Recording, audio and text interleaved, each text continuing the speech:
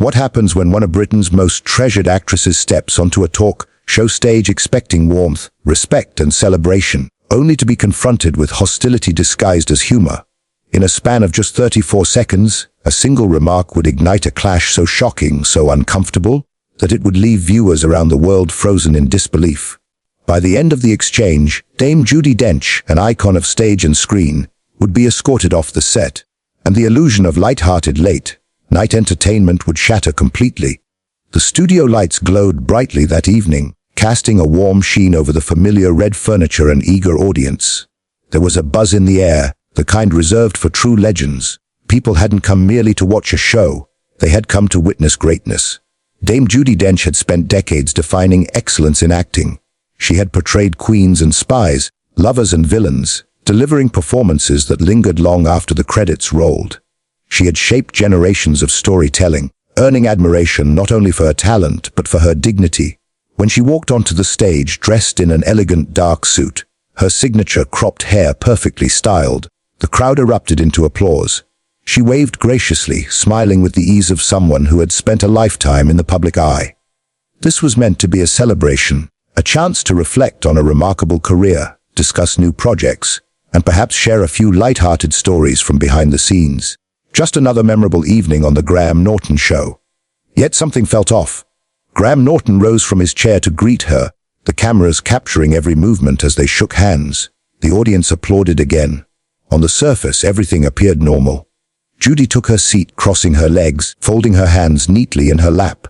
She smiled at Graham, and then at the crowd, unaware that the tone of the night was about to shift. Graham began with pleasantries. "Dame Judi, it's wonderful to have you here. You look absolutely radiant, as always." She nodded politely. "Thank you, Graham. It's lovely to be here." Then came the first crack. "Now, you've been in this business for what, about 100 years now?" he said with a laugh. A ripple of nervous laughter spread through the audience. It was framed as a joke, but there was an edge to it, something sharper than playful banter. Judi's smile tightened almost imperceptibly, but she met it with grace. "Well, not quite 100, she replied lightly, "though it certainly feels like it sometimes." Instead of easing up, Graham leaned back, a smirk forming. "You must have worked with absolutely everyone by now. Every actor, every director. Don't you ever get tired of it? The same routine, the same questions, the same press tours." Judi paused, her eyes narrowed slightly. "I don't think of it as routine," she said carefully. "Every role is different. Every story matters. That's why I do what I do." "Right, right," Graham said, waving a hand dismissively. Then he delivered the line that changed everything. "But at your age, surely you must think about slowing down. Maybe letting some of the younger actresses have a chance." The studio fell silent. You could almost hear the collective intake of breath. This was no longer teasing. This was something else entirely. Judi's posture stiffened. Her smile disappeared. "I beg your pardon," she said, her voice calm but icy. For a moment, it seemed Graham realized he had crossed a line. But instead of retreating, he pressed on.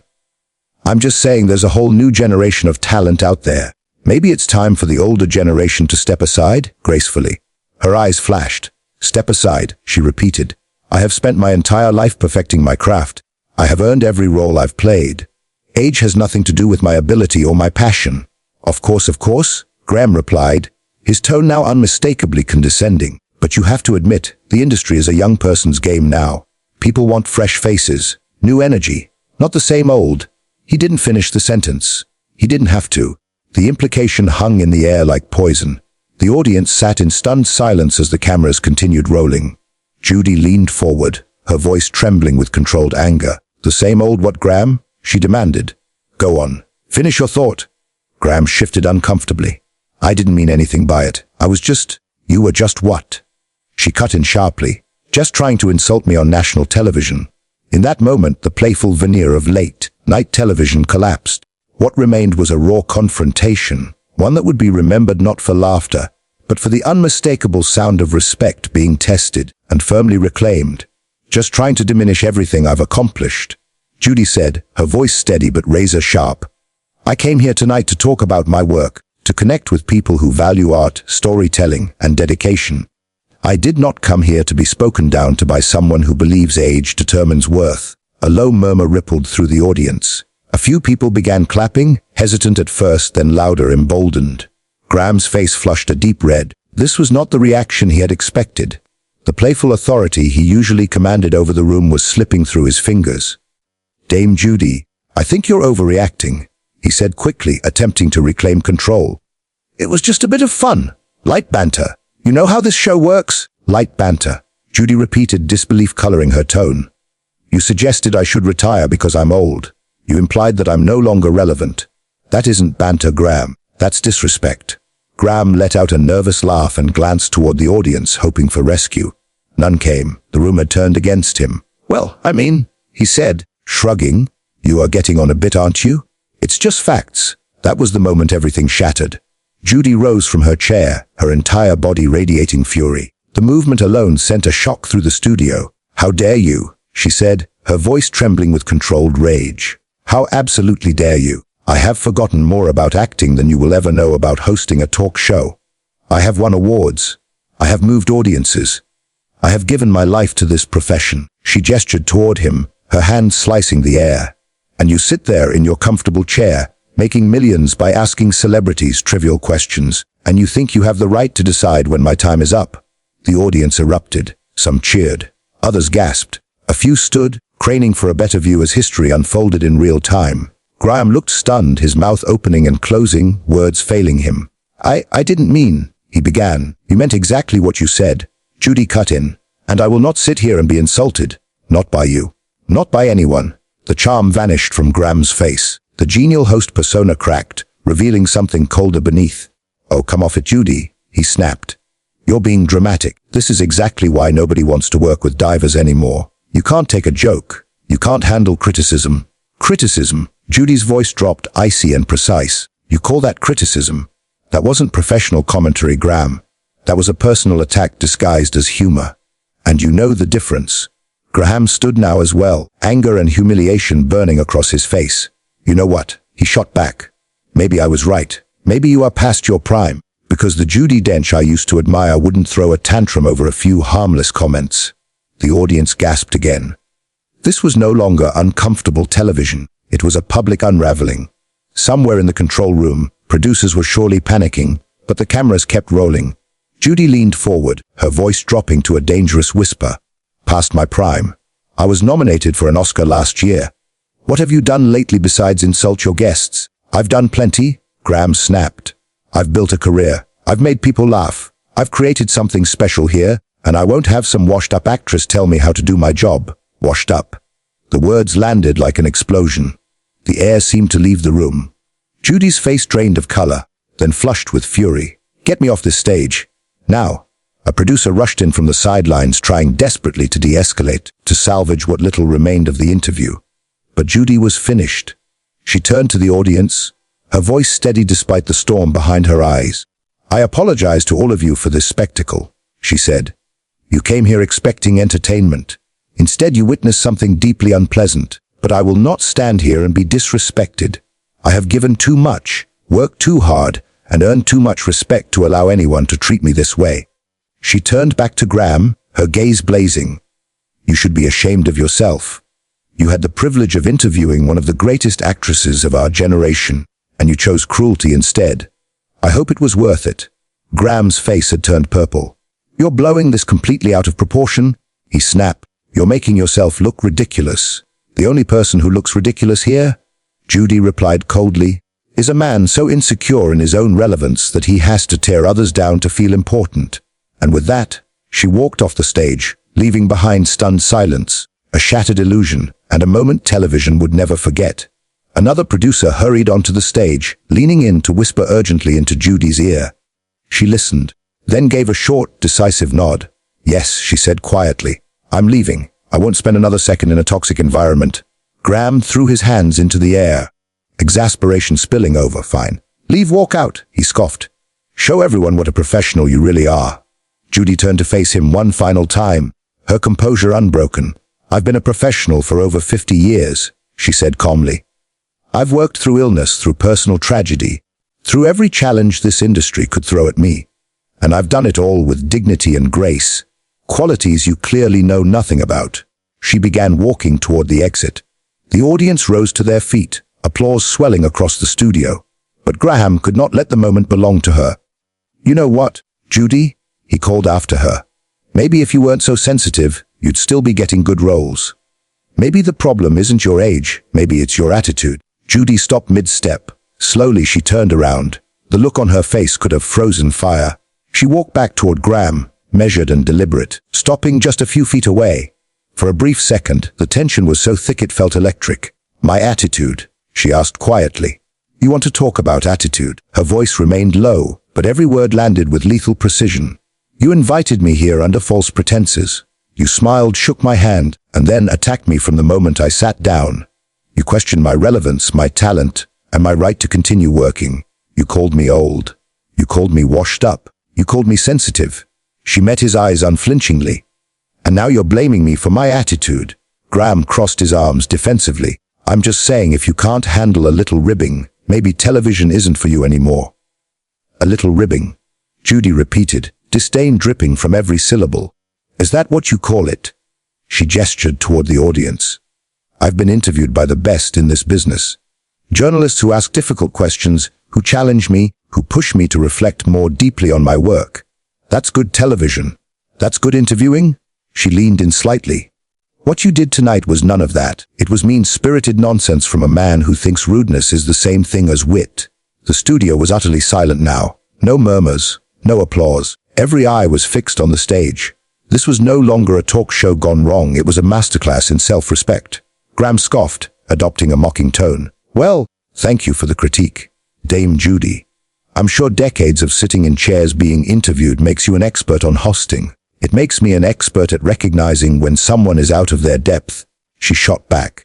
"You've spent so long surrounded by people who laugh at your jokes and applaud your every word that you've forgotten how to have a real conversation." She shook her head. "You've mistaken cruelty for cleverness." "I'm not cruel," Graham snapped. "I'm funny. People love this show because I say what everyone's thinking." "No," Judi replied firmly. "You say what you're thinking and assume everyone agrees with you. There's a difference. And what you're thinking tonight is a jest, disrespectful, and frankly beneath the standards of someone in your position." Graham's hands clenched into fists. "You can't speak to me like this," he snapped. "This is my show." "Then perhaps you should act like it," Judi said coolly. "A good host makes guests feel welcome. They draw out interesting stories. They create warmth and connection." She gestured around the set. "You've done none of that tonight.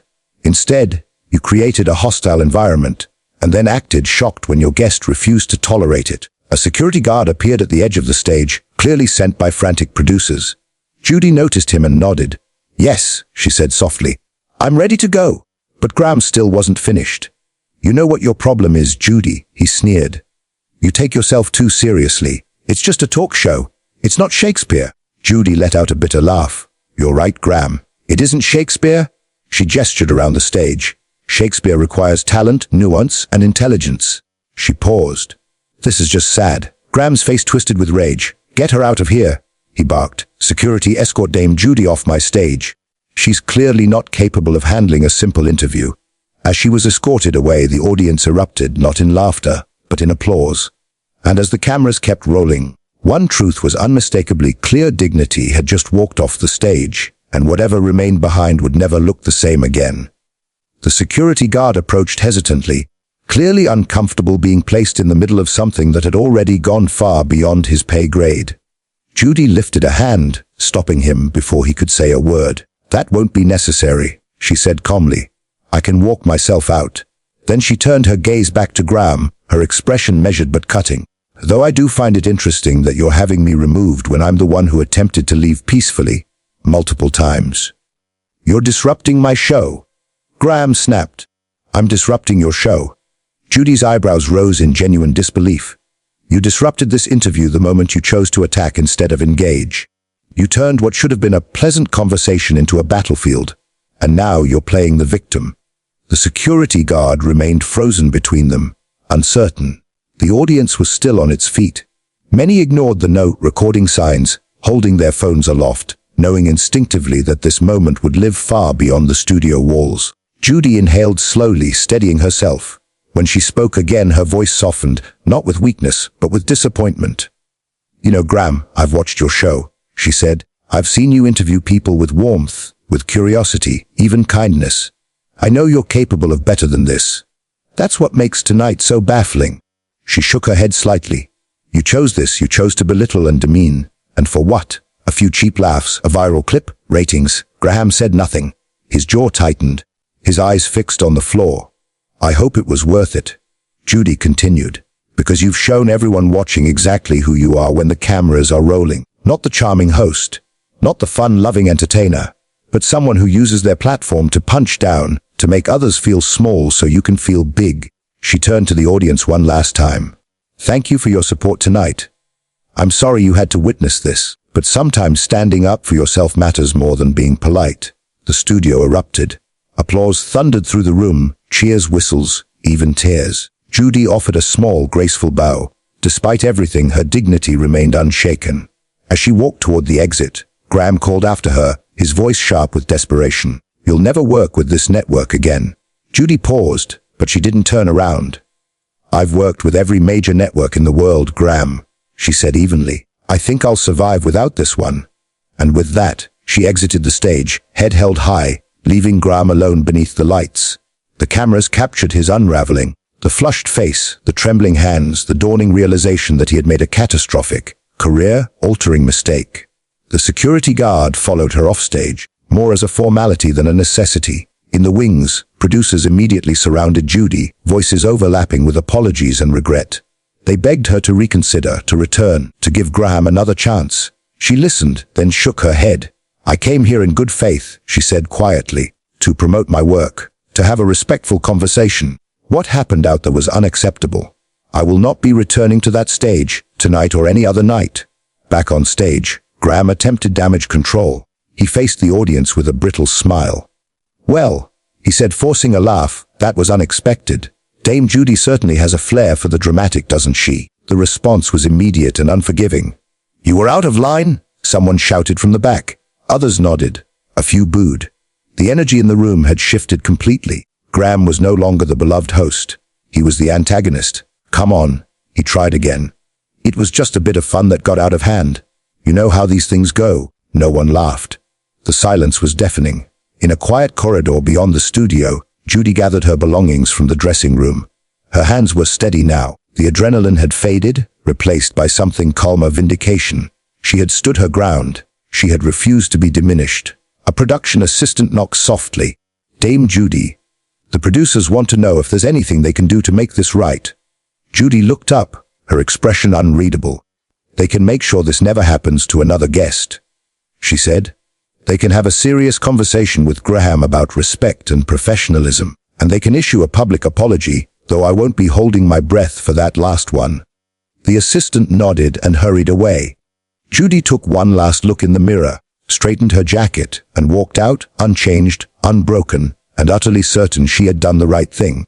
Some moments fade when the cameras stop rolling. This one wouldn't. Judi paused in front of the mirror one last time. She studied her reflection, not with doubt, but with quiet resolve. She smoothed the front of her jacket, picked up her bag, and turned toward the door. As she made her way through the corridor, she passed a monitor showing the live feed from the studio. Graham was attempting to carry on, forcing conversation with the next guest, but the atmosphere was unmistakably broken. The spark that once defined the show was gone. The room felt hollow, strained, as though everyone present knew they were merely waiting for the cameras to stop. Outside, the cool night air wrapped around her like a balm. The chaos, the noise, the tension, all of it faded with each step she took away from the building. Her driver stood ready, already informed of the early departure. As Judi slid into the back seat, exhaustion settled over her, but beneath it was an unexpected calm. "Rough night, ma'am," the driver asked gently as he pulled away from the curb. "You could say that," she replied with a faint smile, "but a necessary one." The car moved smoothly into the London streets, leaving behind the studio lights, the cameras, and the man who had so profoundly underestimated the strength of the woman he had tried to belittle. Back inside the studio, the show limped toward its conclusion. Graham went through the motions with his remaining guests, smiling when expected, laughing when required, but no one was fooled. The energy in the room was heavy, tinged with discomfort and quiet judgment. When the cameras finally stopped rolling and the audience filed out in uneasy silence, Graham remained seated in his red chair, the weight of the evening pressing down on him. Producers approached cautiously. "We need to talk about what happened tonight." He waved them off. "It was just a misunderstanding," he muttered. "These things blow over." But even as he said it, he knew it wasn't true. What had happened wasn't going to fade away. It was already taking shape, already defining him in a way he could not control. The phones in the control room were ringing non-stop. Social media was erupting with clips, commentary, and outrage. The narrative was forming rapidly, and Graham was firmly cast as the antagonist. In the car, Judi's phone began to buzz. Messages poured in from fellow actors, directors, longtime friends, and fans who had already seen the confrontation online. Words of support, admiration, and gratitude filled the screen. She read a few, touched by the solidarity, but chose not to respond yet. She needed space, she needed time. The driver glanced at her through the rearview mirror. "If you don't mind me saying, ma'am," he said, "you handled that beautifully. You stood your ground without ever losing your composure." Judi met his eyes and smiled. "Thank you," she said. "I've been in this business long enough to know my worth. Nobody gets to take that away from me. Not at this stage of my life. Not ever." And it was true. Judi Dench had spent decades earning respect, building a legacy, and creating work that moved people across generations. One insecure talk show host with a sharp tongue could not erase that. What he had done, what he had succeeded in doing, was reveal himself. The car passed familiar landmarks, theaters where she had performed, streets that carried memories of a lifetime devoted to the arts. She had given so much to her craft, and she would continue to give, regardless of what anyone thought about her age, her relevance, or her place in the industry. Back at the studio, the cleanup crew moved quietly. The audience was gone, the lights dimmed, but the impact of the evening lingered like an aftershock. Graham sat alone in his dressing room, staring at his reflection. Perhaps for the first time, he truly saw himself, not as the charming host he believed he was, but as someone who had allowed power and platform to eclipse empathy and judgment. His phone rang. It was the head of the network. He knew before answering that the conversation would be difficult. Damage control would be required. Statements would be drafted. Apologies discussed. Consequences considered. All because he had chosen to make a few cutting remarks, because he had tried to diminish someone extraordinary to feel larger himself. As Judi's car pulled up outside her home, she felt a quiet sense of closure. Tomorrow would bring new conversations, new headlines, new debates. But tonight, she had done exactly what needed to be done. She stepped out of the car, thanked her driver, and walked toward her front door. Behind her, the city carried on, unaware that something subtle but important had shifted. A line had been drawn, a standard had been reaffirmed, and Dame Judi Dench had reminded the world, once again, why she was, and always would be, a force to be reckoned with.